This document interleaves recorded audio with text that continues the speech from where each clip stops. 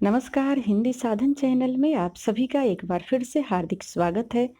आज के इस वीडियो में कामायनी महाकाव्य के कर्म सर्ग पे चर्चा करेंगे। इसके बाद ईर्ष्या और ईरा सर्ग पे भी चर्चा करेंगे।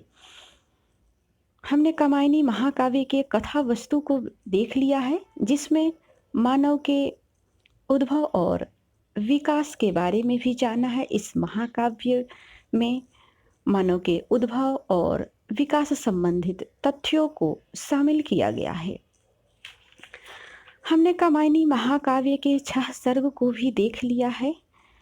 नेट के परीक्षाओं में इस प्रकार से सर्गों का क्रम भी पूछ लिया जाता है, इसलिए यह अत्यंत ही आवश्यक है कि सर्ग के बारे में हम जानें और किस सर्ग के बाद किस सर्ग की आता है, इसको भी हम देखें। तो चलिए शुरू करते हैं।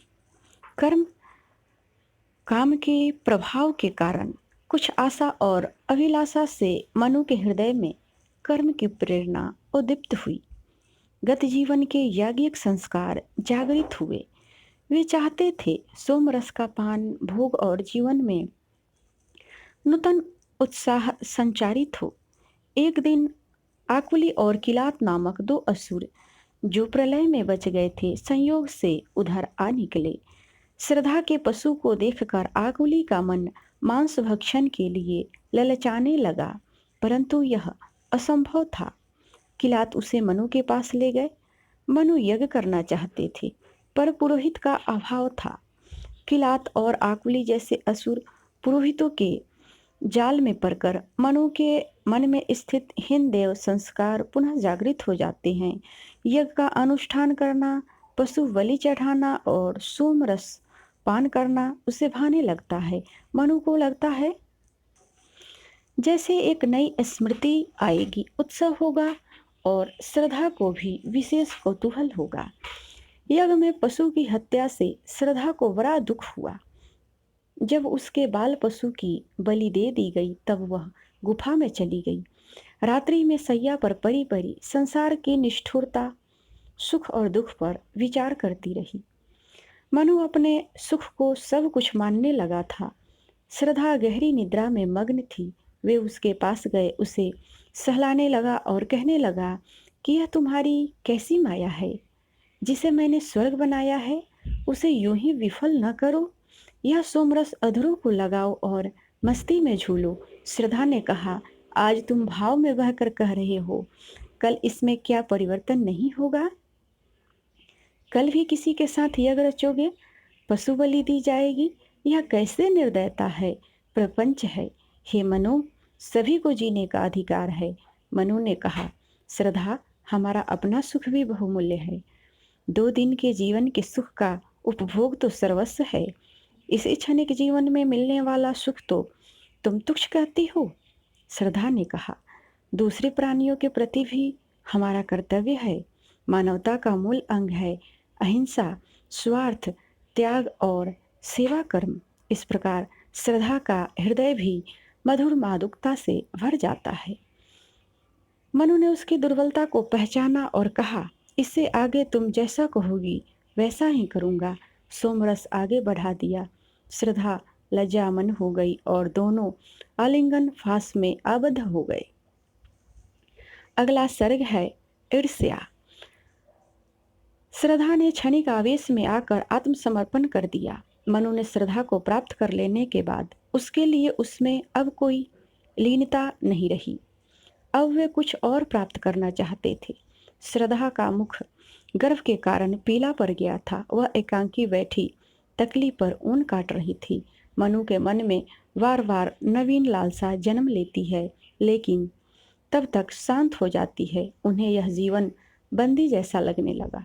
श्रद्धा में अब पहली जैसी आकुलता, प्रेरणा, आकर्षण, उत्साह नहीं रहा। कभी सालियां बीनती तो कभी बीजों का संग्रह करती। मनु शिकार से लौटे। उसके हाथ में मरा हुआ हरिण था। श्रद्धा ने कहा, तुम कहाँ भटकते फिरते हो? तुम्हें किस वस्तु का अभाव है जो इतने व्याकुल है? मैं एकांकी शून्यता का अनुभव करती रहती हूँ। मनु क्षुब्धता से बोले, तुम में वह अनुराग कहाँ जो पहले था? तुम दिन रात तकली से लिपटी रहती हो।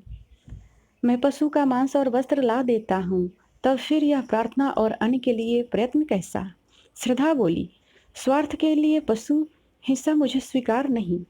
जिसे हम प्रेम पूर्वक पाल सकते हैं, उन्हें मारने की क्या आवश्यकता? मनु ने कहा कि सहज मिलने वाले सुख को मैं छोड़ने को तैयार नहीं हूँ। सुख क्षणिक है और विनाश शाश्वत है, तो उपलब्ध क्षणों के सुख से वंचित क्यों किया जाए? क्या दूसरों के लिए हम अपना सुख दे दें?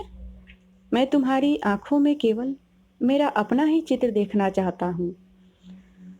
तुमने जीवन का नशा नहीं देखा। प्रलय के बाद अब यह स्पष्ट है कि इस छोटे से जीवन में जितना सुख प्राप्त कर लो, उसे कर लो। मैं यह चाहता हूँ कि तुम अपना सारा प्रेम मुझे ही दो। मैं तुम्हारे प्रेम के संसार में विचरण करता हूँ। श्रद्धा उसे हाथ पकड़कर अंदर ले जाती है। उसने उन्हें भावी शिशु के लिए निर्मित झोला दिखाया और कहा, मैं कुछ समय बाद माता बनने वाली हूँ। यह ऊन उसी के लिए है। मैं तुम्हारे वियोग में उससे मन बहलाया करूंगी। मनु को यह बात बुरी लगी। उन्होंने कहा, यह प्रेम विभाजन का नया ढंग कैसा? मैं अकेला ही तुम्हारे प्रेम का अधिकारी हूँ। यदि तुम मुझे अखंड प्रेम नहीं दे सकती, तो मैं हमेशा के लिए सब कुछ छोड़कर यहाँ से जा रहा हूँ। अगला सर्ग है इरा। श्रद्धा को त्याग कर मनु का जीवन लक्ष्यहीन हो गया।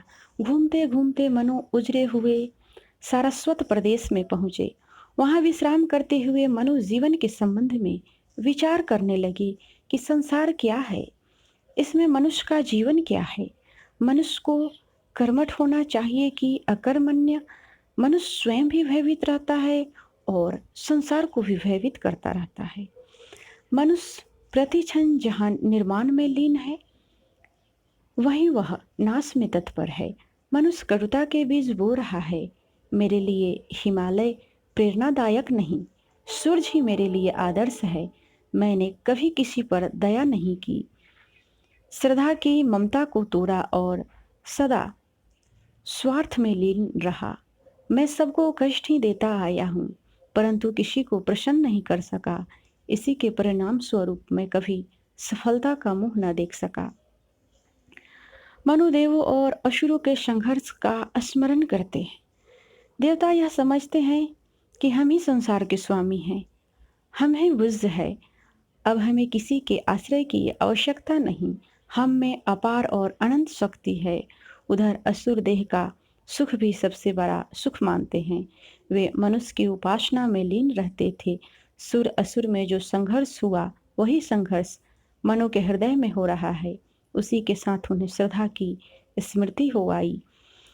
काम की वाणी ने उन्हें कहा, मनु तुम इसलिए दुखी हो कि तुम भोग में ही सुख मानते हो और स्वार्थांध में वशीभूत हो।